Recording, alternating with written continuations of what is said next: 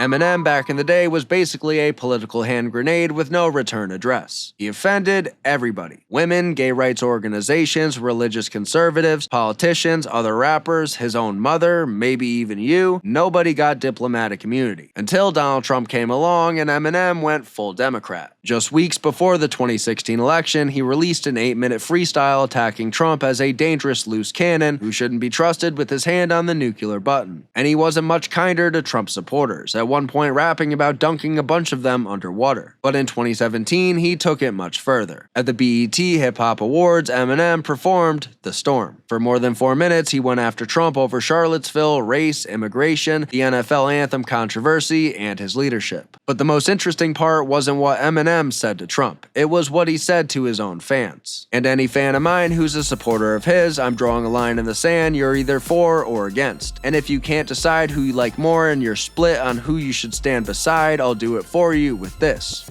You. The guy who built his career refusing to accept other people's moral boundaries had now drawn a political boundary inside of his own audience. And then something interesting happened. Eminem started wondering whether it had been worth it. On his 2018 album Kamikaze, he looked back at the ultimatum and talked about watching his fanbase shrink. So we don't even have to speculate about whether politics alienated some of his audience. Eminem himself was thinking about it. But his involvement in Democratic politics only continued. In 2020, Eminem gave Joe Biden something more valuable than a casual endorsement: permission to use Lose Yourself, arguably the biggest song of his career, in Biden's final campaign ad. Eminem even posted the ad himself with the message, "One opportunity, #vote." In 2024, Eminem walked on stage at a Kamala Harris rally in Detroit, endorsed her, and introduced Barack Hussein Obama. I don't think anyone wants an America where people are worried about retribution or what people will do if you make your opinion known.